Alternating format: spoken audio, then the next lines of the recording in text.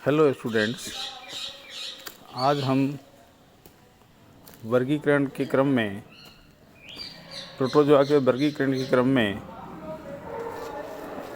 आगे का अध्ययन करेंगे। आप सभी का इसमें स्वागत है। तो पहला है सार्कोमेस्टिकोफोरा। इस उपसंघ के जंतु में गमन अंग जो होता है वो सूडोपोडिया या कशाबिका होते हैं। कभी कभी गमन अंग एब्सेंट भी होते हैं। इनमें प्राय एक केंद्रक पाया जाता है और प्रजनन अलैंगिक होता है, यानी कि एसेक्सुअल होता है और यह लैंगिक जनन भी पाया जाता है। तो ये सिनगेमी प्रकार का होता है।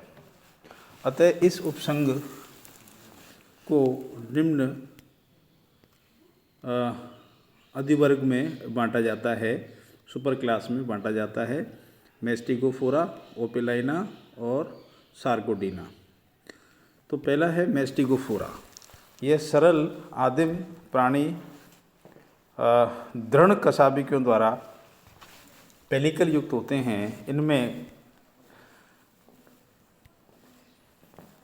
गमन दोनों द्वारा होता है, दोनों प्रकार से इसमें हो सकता है, दोनों प्रकार से गमन इनमें पाया जा सकता है।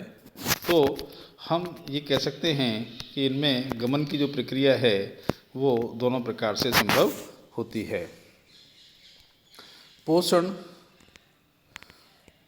जो होता है वो स्वयं और विषम दोनों प्रकार से हो सकता है।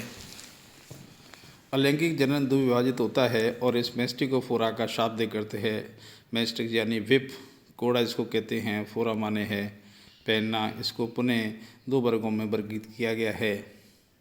फाइटोमेस्टिकोफोरा, इसमें जीव पादप के समान होते हैं जिनमें वर्णक लवक यानी क्लोरोप्लास्ट उपस्थित होता है, जिससे ये जंतु प्रकाश संश्लेषण की क्रिया द्वारा अपना भोजन बनाते हैं। भोजन का स्वयं स्टार्च या पैरामाइलिन के रूप में होता है। इसमें एक या दो कशाबिकाओं होती हैं और इनके एग्जाम्पल के रूप में देखें तो यूग्लिना, नोक्टिल्यूका, बोलवॉक्स होती है। इनको 10 ऑर्डर्स में वर्गीकृत किया गया है। तो क्राइसोमोनेडिडा, सिलियोको फ्लैजिलिडा, कोकोलिथोफोरोनिडा इनके वर्ग हैं। इन वर्गों में इसको बांटा गया है। और अगला है हेट्रोक्लोरिडा और क्रिप्टोमोनोडिडा, डाइनेफ्लेक्लिडा, एब्रिडा, यूग्लेनिडा और क्रोमोमोनोडिडा और बोलवॉक्सिडा। एग्जाम्पल बोलवॉक्स। तो वर्ग बी की बात करें, दूसरा वर्ग है जूमेस्टिकोफोरा। इसमें न तो ल्यूकोप्लास्ट पाया जाता है और क्लोरोप्लास्ट इनके कशाब या अनेक हो सकते हैं। ये कशाब के आधार पर बेसल ग्रेन्यूल पाई जाती है। यह सहभोजी या परजीवी होती है। लेशमानिया, ट्राइकोमोनास, जार्डिया, ट्रिप्नोसोमा इनको भी 9 गणों में बांटा गया है। कोइनोफ्लैजिलिडा, बाइकोसोडिडा, राइजोमेस्टिडा और काइनेटोप्लेस्टिडा, रिटोरटोमोडिडा, डिप्लोमोनेडिडा, ऑक्सीमोनेडिडा, ट्राइकोमोनेडिडा, हाइपरमेस्टिजिड्स। सेकंड इसका है ओपेलाइना। ओपेलाइना सब क्लास है। इनके विभेदात्मक लक्षण की बात करें तो इनके 1, 2 या अधिक न्यूक्लियस होते हैं, ज़्यादा न्यूक्लियस होते हैं। और इनके न्यूक्लियस की अपन चर्चा करेंगे तो पाएंगे इसमें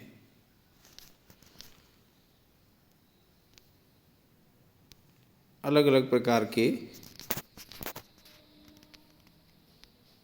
जनन असमान युग्मकी या विखंडन द्वारा होता है। इनके जीव प्राय उभयचरों के अंतःपरजीवी होते हैं, एंडोपैरासाइट होते हैं। और ओपेलाइना और प्रोटोपेलिना इसको अपन कहेंगे। नेक्स्ट है सार्कोडीना। इनमें पाए जाने वाले जंतुओं के कूटपाद होते हैं जो पोषण ग्रहण करने व गमन में सहायक होते हैं। इनको 3 वर्गों में बांटा गया है। राइजोपोडिया, इनमें गमन प्राय कूटपाद के द्वारा होता है। ये कूटपाद लोबोपोडिया, जालिकापाद, फाइलोपोडिया प्रकार के होते हैं। उदाहरण अमीबा, एंटमीबा, पॉलिस्टोमेला और एल्फिडियम। इस वर्ग को 3 उपवर्गों में बांटा गया है, लोबोसिया, फिलोसिया और ग्रेन्यूलो रेटिकुलेसिया।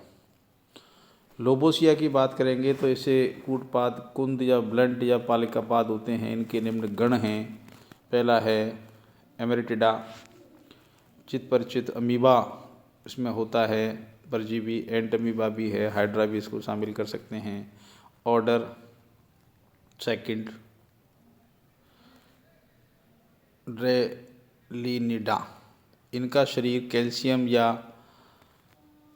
सिलिकॉन के कवच के आवृत होता है जिसमें एक रंध्र से कूटपाद बाहर निकलता है।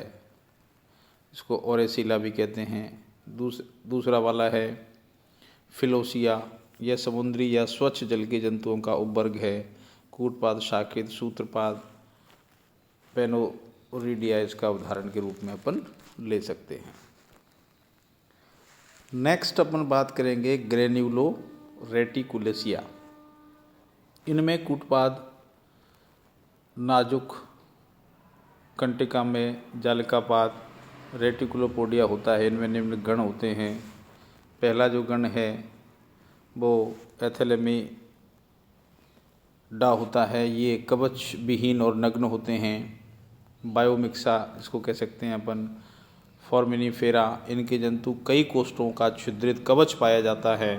कवच कैल्शियम, काइटिन, सिलिका एटसेट्रा पदार्थों से मिलकर के बना होता है। कवच सर्पिल होते हैं और सैकड़ों जंतु मिलकर के इनके कवच चौंक नामक संरचना बनाते हैं। और स्पाइरुलिना और एल्फिडियम इनको अपन कह सकते हैं।